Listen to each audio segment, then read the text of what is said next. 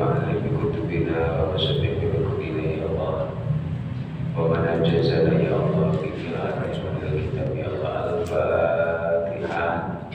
أعوذ بالله من الشيطان الرجيم. بسم الله الرحمن الرحيم. الحمد لله رب العالمين الرحمن الرحيم مالك يوم الدين. إياك نعبد وإياك نستعين اهدنا الصراط المستقيم صراط الذين أنعمت عليهم غير المغضوب عليهم ولا الضالين. آمين. بسم الله الرحمن الرحيم. السلام عليكم ورحمة الله وبركاته. Alhamdulillah wassalatu wassalamu ala rasulillah Sayyidina Muhammad ibn Abdullah wa ala alihi wa sahbihi wa mawalah. La hawla wa la quwwata illa billah. Subhanaka la ilma lana illa ma'alamtana innaka antal alimul hakim wa tub alaina innaka antat tawwabur rahim. Rabbi shrah li sadri wa yassir li amri wa hlul 'uqdatam min lisani yafqahu qawli. Amma ba'du. Hadratal mukarram wal muhtaram, para bapak, para jamaah thalabah yang dimuliakan oleh Allah Subhanahu wa taala. Alhamdulillah, puji syukur tentunya marilah selalu kita haturkan kepada Allah Subhanahu wa taala, yang mana alhamdulillah kita masih diberikan begitu banyak kenikmatan dan anugerah dari Allah Subhanahu wa taala. Terutama alhamdulillah kita masih diberikan nikmat iman, nikmat sehat walafiat, dan juga alhamdulillah kita masih diberikan kesempatan oleh Allah Subhanahu wa taala, kesempatan untuk memperbaiki kualitas ibadah kita kepada Allah Subhanahu wa taala, kesempatan untuk berusaha bertobat kembali kepada Allah Subhanahu wa taala. Mudah-mudahan dengan kesempatan yang Allah berikan kepada kita bisa kita gunakan dengan sebaik-baiknya agar kita menjadi orang-orang yang beruntung, sa'adah di dunia wal akhirah, baik beruntung di dunia maupun di akhirat.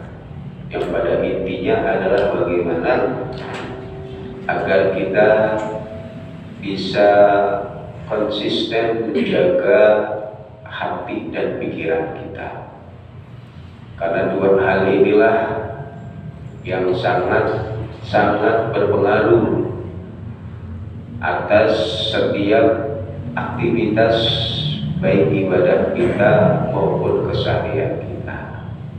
Itu tidak akan terlepas dari yang namanya hati dan pikiran. Maka sucikan hati kita, karena Allah Subhanahu wa taala memandang kepada hambanya bukan memandang kepada bentuk fisiknya, tetapi bagaimana hati seorang hamba ketika menghadap Allah Subhanahu wa taala. Ada satu cerita bagaimana ada seorang pemuda berdoa kepada Allah Subhanahu wa taala dengan mengangkat tangannya, bahkan sambil mengeluarkan air matanya. Kemudian Nabi Musa alaihissalam melihat pemuda tersebut dan terbersih di dalam hatinya, andaikan di tanganku ada sesuatu yang diminta oleh pemuda tersebut, niscaya akan aku berikan. Andaikan aku memiliki apa-apa yang diminta oleh pemuda tersebut ketika berdoa, niscaya akan aku berikan kepada pemuda tersebut. Kemudian Allah Subhanahu wa taala menurunkan wahyunya kepada Musa, ya Musa, ketahuilah bahwa di hati pemuda tersebut ada selain aku. Di hati pemuda tersebut ada selain aku, dan aku tidak akan mengabulkan dan aku tidak akan mengijabah dari doa pemuda tersebut. Maka kesimpulannya adalah bagaimana agar kita betul-betul bisa menjaga hati kita agar selalu tumaninah, khusyuk di dalam beribadah kita kepada Allah Subhanahu wa taala, di dalam kita mendekatkan diri kepada Allah Subhanahu wa taala, di antaranya dengan memperbanyak berzikir kepada Allah. Ala bi dzikrillahi tatmainnul qulub. Ketahuilah, dengan kita berzikir kepada Allah akan menjadikan kita menjadi tenang, hati kita menjadi bersih, hati kita akan menjadi khusyuk, baik di dalam kita bermuamalah maupun di dalam kita beribadah kepada Allah Subhanahu wa taala, agar ibadat yang kita lakukan bukan hanya gerak fisik belaka, tetapi betul-betul menyesuaikan, mensinkronkan, mengistiwakan bainal dhahir wal batin, antara gerak dhahir kita maupun gerak batin kita. Ini yang paling sulit. Puncak di dalam beribadah adalah bagaimana agar mengistiwakan, menyamakan gerak dhahir dan gerak batin. Kalau kita gerak dhahir kita ibadah, tapi batin kita entah kemana. Fisik kita sholat, tapi hati kita sedang berada di toko, hati kita sedang berada di rumah, hati kita sedang berada di tempat kerja, dan lain sebagainya, belum mampu untuk menyamakan antara gerak hati dan gerak batin kita.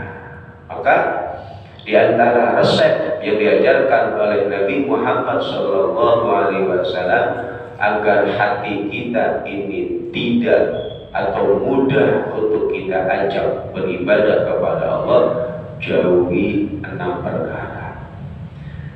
Bahwa inna fasadal qulub an sittati asya, bahwa hati itu akan rusak disebabkan 6 perkara yang mengakibatkan menjadikan hati kita ini menjadi mati, susah untuk diajak konsentrasi, susah untuk diajak khusyuk, bahkan hati kita isinya adalah penyakit-penyakit hati, senangnya ghibah, senangnya iri, senangnya dengki, hasud, dan lain sebagainya. Apa saja di antaranya yang menjadikan hati kita menjadi rusak? Yang pertama adalah yudnibuna raja'at taubah, senang melakukan perbuatan-perbuatan dosa, ya, dan dia selalu berharap untuk bisa kembali bertobat kepada Allah. Ya, senang melakukan perbuatan dosa dan dia punya harapan untuk tobat kepada Allah. Ini kita yang muda-muda, tobat belakangan. Kalau udah tua, mumpung masih muda, kita puas-puasin jamaah, itu bagian orang tua. Kita mah yang muda, udah tua. Kalau udah tua baru jamaah. Kalau umurnya sampai tua, itu yang mengakibatkan hati kita mati. Ya, menunda-nunda kebaikan, melakukan kemaksiatan, berharap nanti anta juga akan tobat, anta juga akan sadar. Ya, kalau nanti ketemu kesadaran dari Allah Subhanahu wa taala, kalau sampai belum bertobat, naudzubillah min dzalik. Ini yang sering kita remehkan, hal-hal seperti itu. Yang kedua, wa ya'lamuna ilma wa la ya'malun. Dia mempelajari ilmu, dia mengetahui ilmu, tapi tidak mengamalkan ilmu. Ini paling berat ini. Terutama sasarannya para guru-guru, para ustadz-ustadz, ya. Karena mengamalkan ilmu itu sesuatu yang sangat berat. Dua hal ini sebenarnya tidak boleh dipisahkan antara ilmu dan amal. Orang berilmu ya harus diamalkan, orang beramal ya harus pakai ilmu.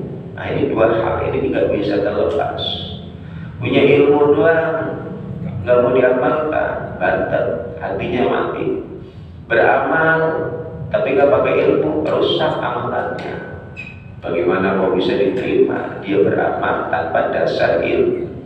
Jadi dua hal ini nggak bisa dilepaskan antara ilmu dan amal. Baru di situ Allah angkat derajat hamba-hambanya yang berilmu dan yang mengamalkan ilmunya. Tidak cukup hanya berilmu tanpa mengamalkan ilmu, atau beramal dengan amalan-amalan baik tapi tanpa didasari dengan ilmu. Ini mengakibatkan hati kita menjadi mati.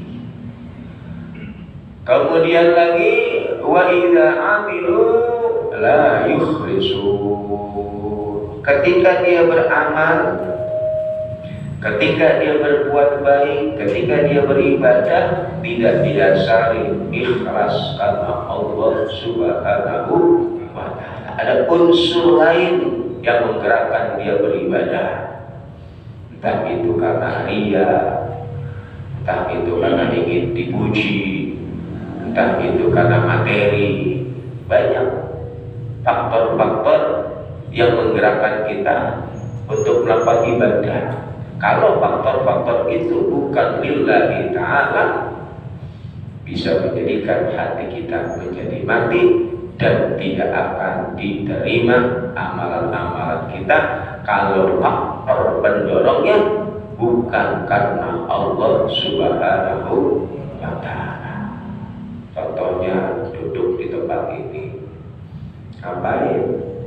Jamaah maghrib, ngaji, niatin lillahi ta'ala. Tidak ada faktor lain, tidak ada unsur lain yang menggerakkan kita kecuali ikhlas lillahi ta'ala. Ini banyak orang-orang yang beriman, beribadah, dia jamaah rajin, dia ibadah rajin, dia sedekah rajin, bahkan haji, umroh, tapi hatinya sering nyakitin orang, iri sama orang, gibahin orang, hidupnya berantakan, hatinya mati. Kenapa? Karena amalan-amalan yang dia lakukan tidak didasari lillahi ta'ala. Itu kuncinya.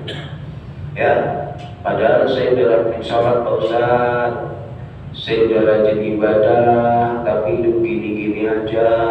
Ya Allah, dia kagak pernah sholat, kagak pernah ibadah, tapi hidupnya sukses. Ya. Kesuksesan seseorang itu bukan diukur dari materi duniawi. Kesuksesan seseorang itu bukan dinilai dari materi dunia, karena dunia mahal, tempat pujian bagi orang-orang yang beriman.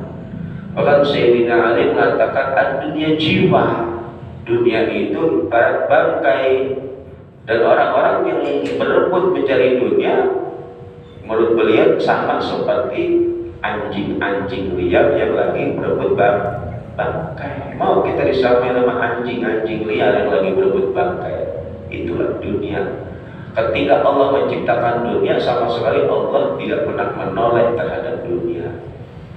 Ya, betapa hinanya di dunia itu di mata Allah Subhanahu wa ta'ala. Kebanyakan kita berfokus kepada dunia, bahkan ibadah yang kita lakukan kebanyakan sandarannya adalah dunia. Jangan sampai ya itu terjadi pada diri kita. Jadi kesuksesan orang itu bukan diukur dari dunia, tapi bagaimana dia menjadi orang-orang yang bisa bermanfaat untuk yang lainnya, sehingga nanti ketika dia menghadap Allah, dia punya investasi yang begitu banyak di hadapan Allah Subhanahu wa ta'ala. Akan jelas, sudah sering saya sampaikan, khairun nas anfa'uhum linnas. Sebaik-baik manusia, berarti manusia paling sukses mereka yang paling banyak memberikan manfaat kepada yang lain. presiden, kalau dia benar, dia adil, manfaatnya banyak untuk rakyat, raja, kiai, para ulama, pemimpin. Mereka kalau betul-betul jujur, adil, mereka adalah orang-orang yang sukses karena mereka banyak memberikan manfaat adil kepada umat manusia. Bukan orang yang menumpuk harta banyak, bukan orang yang punya jabatan tinggi dengan cara-cara yang tidak dihalalkan oleh Allah Subhanahu wa taala, tapi bagaimana dia bisa berikan manfaat kepada orang lain. Nanti ketika menghadap Allah, dia sudah punya banyak investasi yang telah dia tanamkan ketika dia hidup di dunia.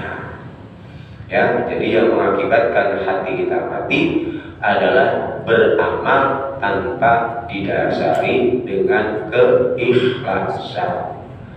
Wa ya'kuluna rizqallah wa la yashkurun. Di antaranya lagi yang menjadikan hati kita mati, kita memakan rezeki Allah. Udah berapa miliar, triliunan, bahkan banyak sekali tidak terhitung rezeki Allah yang telah kita nikmati dari mulai kita lahir dunia sampai sekarang ini. Kebanyakan kita kurang bersyukur, lebih banyak ngeluhnya daripada syukurnya. Ngeluh mulu, padahal dia lagi sehat, badannya seger, sehat, gemuk, makan apanya doyan, cuma nggak punya duit doang ngeluh. Ya, dia pikir rezeki cuma duit doang. Sehat itu rezeki dari Allah Subhanahu wa taala. Hidup tenang rezeki dari Allah Subhanahu wa taala. Semua kebaikan-kebaikan yang kita rasakan itu rezeki dari Allah Subhanahu wa taala. Tinggal bagaimana kita berusaha untuk mensyukuri itu semua dengan kita mengikuti segala perintah-perintah Allah, menjauhi larangan-larangan Allah. Itu cara efektif di dalam kita mensyukuri nikmat-nikmat Allah Subhanahu wa taala. Sarfun ni'amillahi li ta'ati, yakni mengarahkan semua kenikmatan yang Allah berikan kepada kita dalam rangka taat kepada Allah.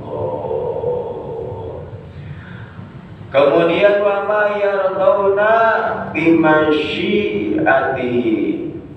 Yang kelima di antara yang menjadikan hati kita mati adalah tidak ridhonya kita atas ketentuan keputusan Allah Subhanahu wa taala. Takdir khairihi wa syarrihi, di antara rukun iman, di antara iman dengan qada dan qadarnya Allah.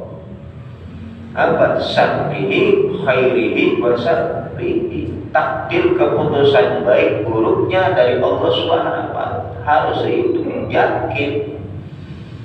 Baik itu kebaikan atau keburukan, semuanya Allah Subhanahu wa taala. Karena endingnya semuanya keputusannya dari Allah Subhanahu wa taala. Ridho dengan ketentuan Allah Subhanahu wa taala. Wa yadfa'una mautakum wa la ya'tabid. Dan yang keenam yang menjadikan hati kita menjadi mati adalah kita banyak menghadiri ziarah orang-orang yang meninggal, tapi kita tidak bisa mengambil pelajaran. Karena setiap hari, setiap berita itu banyak kematian.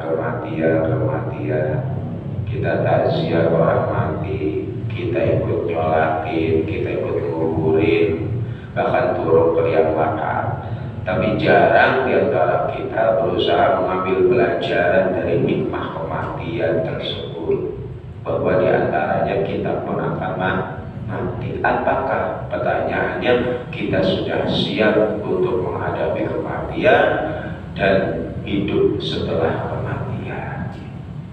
Karena kita harus sadar kita pasti akan mati. Gak ada orang yang hidup kekal abadi. Fir'aun yang mengaku Tuhan mati juga juga, apalagi kita.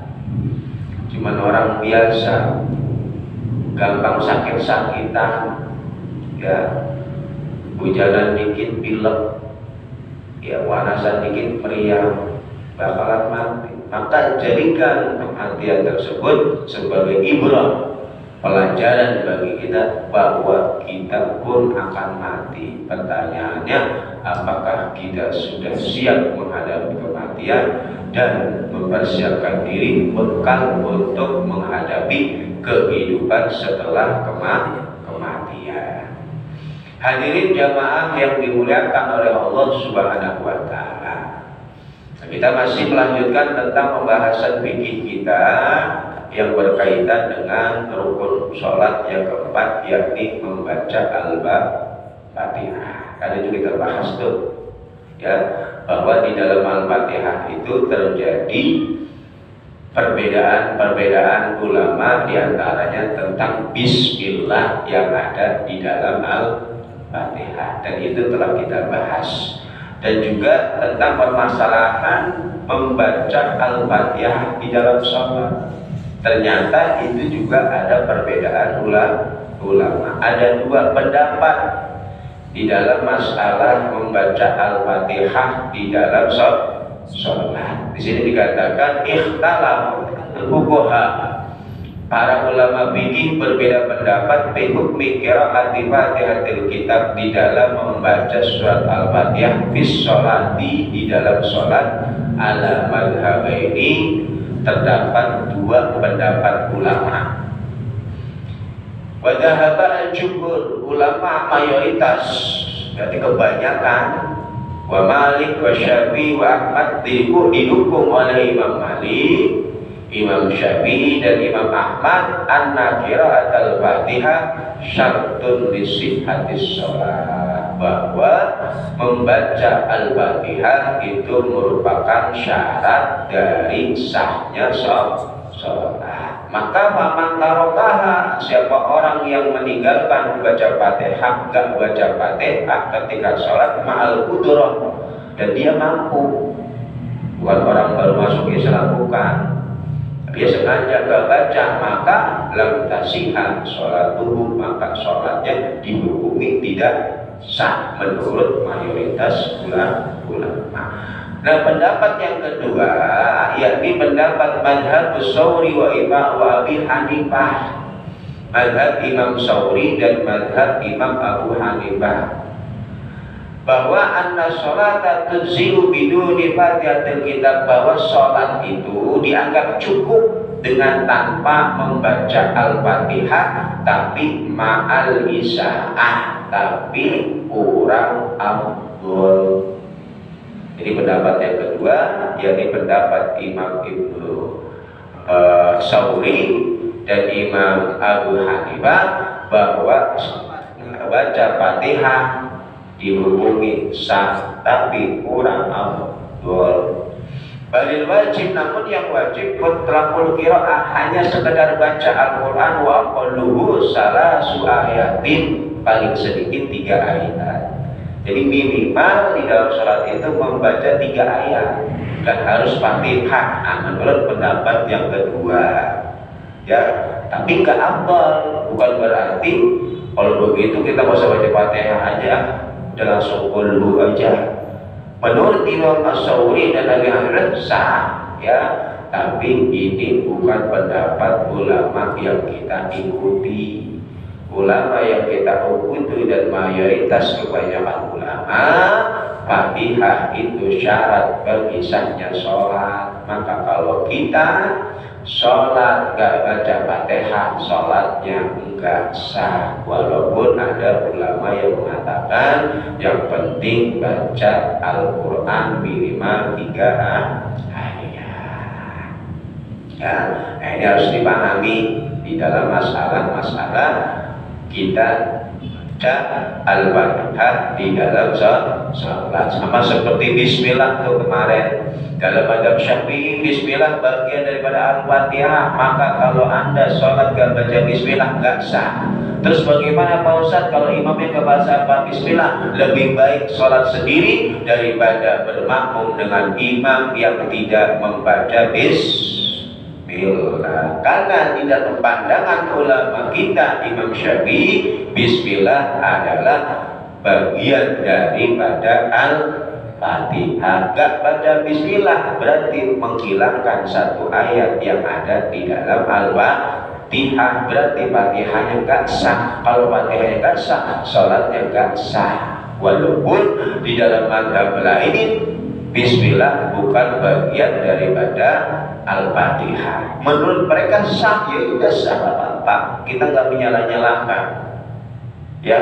Tapi bagi kita nggak sah. Maka ketika kita ada kasus berjamaah, pilih mana? Apa kita tetap berjamaah atau sholat sendiri? Afdalnya, utamanya sholat sendiri. Kalau toh kita berjamaah tetap sah ya, tetap sah. Tapi utamanya bagaimana? Lebih baik sholat sendiri dengan kita membaca bismillahirrahmanirrahim. Agar apa? Agar tidak menimbulkan keraguan di dalam sholat kita. Kemudian permasalahan baca bismillah di belakang imam, makmum kita nih. Kalau bagi makmum muwabi, makmum itu ada dua, ada makmum muwabi, ada makmum yang tidak mendapati berdirinya imam ya, makmum masbuk, makmum yang tertinggal dari takbiratul ihramnya imam. Dia datang, dia takbir, gak sempat untuk baca Fatihah, imam keburu ruku. Nah, bagi makmum masbuk, semua ulama sepakat bahwa Al-Fatihah dari makmum masbuk itu ditanggung oleh imam. Makmum yang dia baru datang, dia takbir, gak sempat baca Fatihah, imam keburu ruku. Bacaan Fatihahnya dia ditanggung imam. Nah, kalau makmum muwafiq bagaimana? Makmum yang datangnya bareng. Nah, itu juga ternyata ada perbedaan ulama.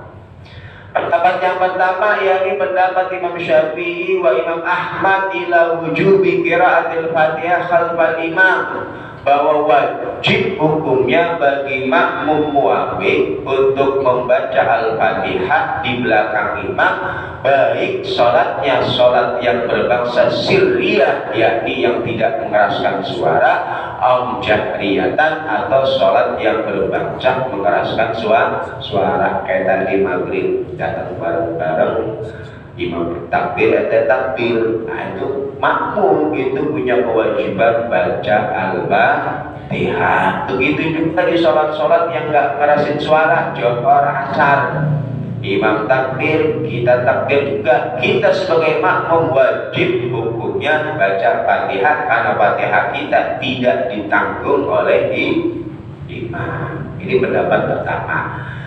Wadhaba Malik, dan memilih Imam Malik ila anna sholata idza kanat sirriyatan qara'a khalfal imam wala yaqra'u bil jahriyah. Nah, Imam Malik memilih bahwa si makmum yang dia datangnya bareng dengan imam, ketika sholatnya berbangsa sholat sirriyah, berarti tidak mengeraskan suara, maka wajib bagi dia untuk membaca Al-Fatihah. Tapi kalau sholatnya yang berbangsa jahriyah, contohnya maghrib, isya, subuh, la yaqra'u, gak usah baca Al-Fatihah, gak apa-apa. Al-Fatihahnya sudah ditanggung imam.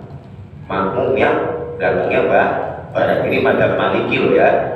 Jadi imam takbir, makmum takbir, udah bengong ya, dengerin aja.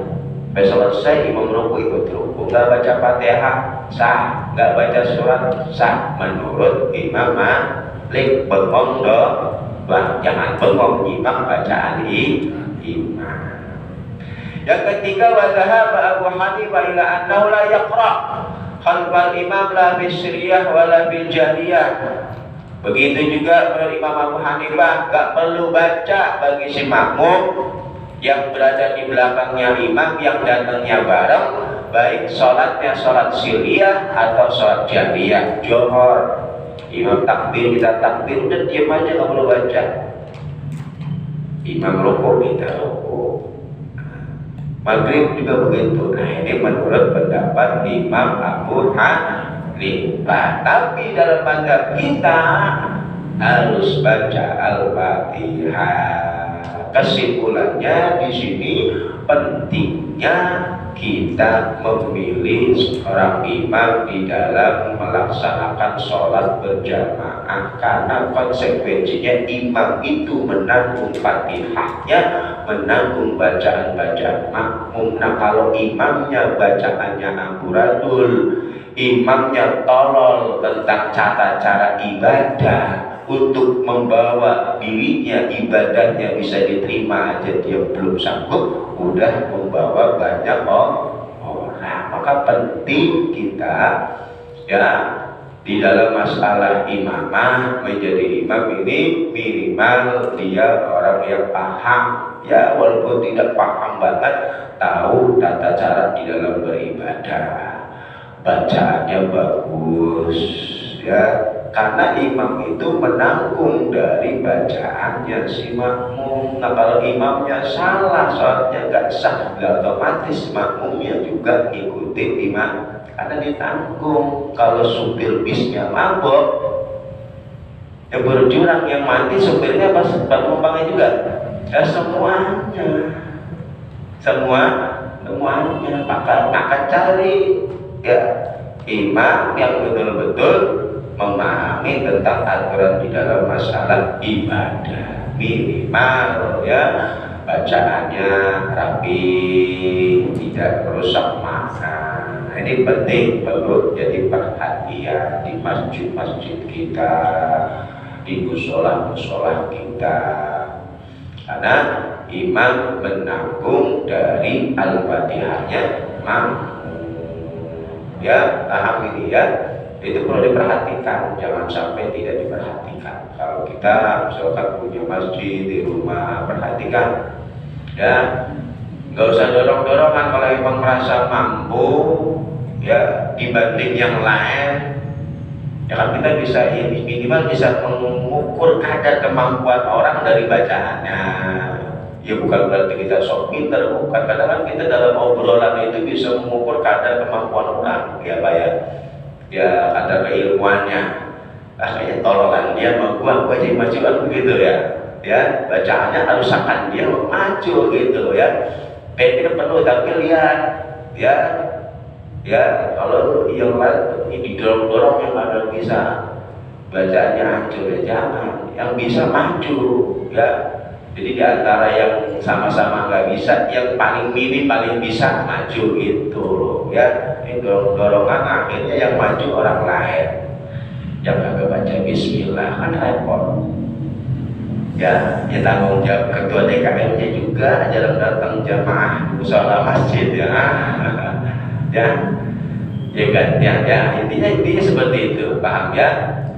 Kemudian ya wa makharijuha, dan juga di dalam membaca Al-Fatihah ya harus menjaga makhraj tempat keluarnya huruf dengan baik. Kama kharajidot, seperti tempat huruf keluarnya dot, ghairiha dan lain sebagainya. Walau ibdala qadirun, maka apabila mengganti orang yang mampu, auman amkanau at-ta'allum, atau orang yang punya kesempatan untuk belajar harfan, mengganti satu huruf dengan yang lainnya, walau do dan bito, walau do dengan dot, sod do, to do, atau nanti dot sama do itu beda. Sod dot, so ada titiknya namanya dot, to zo bukan jo.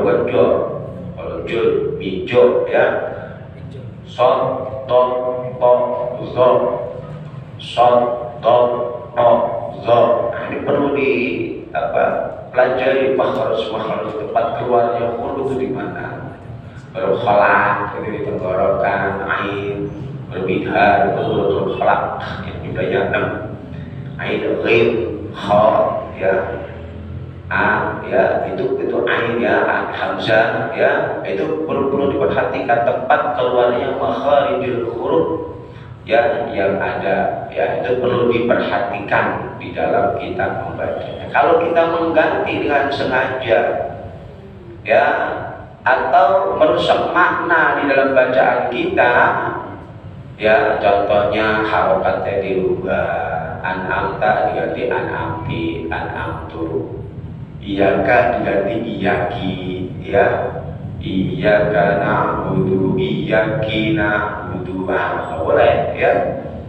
Makanya sering saya sampaikan, sekali-kali kita di rumah buka turut juz amma bacaan kita koreksi sendiri ya.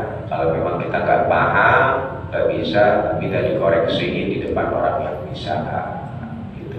Banyak yang salah di dalam bacaan, baik itu ya tahlilan, doa ya, kalau didengar ya, kalau yang nggak tahu mah oke aja ya, tapi yang tahu kan risih itu, didengar nggak enak, ditegur takut kuring ya, nggak ditegur salah ya, kalau salah kan kuring kan gampang ya, tegur kuring, dikasih tahu malah dia marah.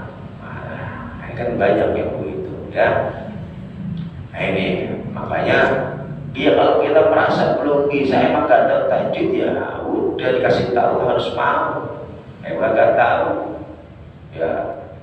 Fa in ta'ammada dzalika wa 'alima tahrimahu batalat sholatu, kalau sengaja dan tahu hukumnya haram maka sholatnya batal. Wa illa faqara'atu, kalau emang nggak tahu maka yang batal bacaannya doang, berarti wajib diulang bacaannya tuh, belum sampai sholatnya batal. Kalau nggak diulang ya otomatis jadi batal juga. Wa in adau ala shawab qabla tu'il fasl kam walaleha, nah kalau dia mengulang lagi sebelum adanya fasl ya, diam yang lama atau jeda yang lama, dia ulang Fatihahnya sah sholatnya. Tapi kalau tidak diulang maka sholatnya tidak sah. Amma ajis lam yumkin at-ta'allum, nah sedangkan orang yang tidak mampu, yang tidak mungkin untuk belajar, siapa? Orang yang baru masuk Islam, orang yang hidupnya di wilayah non-muslim yang gak ada orang yang bisa ngajarin, atau di Papua atau di Indonesia tapi di Papua pedalaman ya, mau ada orang yang bisa ngajarin kita Al-Quran, kita hidup di non muslim, gak ada yang bisa ngajarin kita, atau kita baru masuk Islam walaupun punya orang pintar, bacaannya amburadul berantakan, sah sholat Anda kalau Anda dalam dua kondisi tadi ya. Lam yumkin at-ta'allum, gak mungkin untuk belajar karena memang wilayahnya Anda hidup di wilayah gak ada orang yang bisa mengajarkan Anda di Papua pedalaman. Yang kedua, Anda baru masuk Islam, maka salah di dalam bacaan, rusak di dalam bacaan, la tabtul, tidak membatalkan sholat Anda sambil memperbaiki. Wakadalah hinulahan ya yugair makna, begitu juga lahan, tapi lahan-lahan yang tidak merusak makna.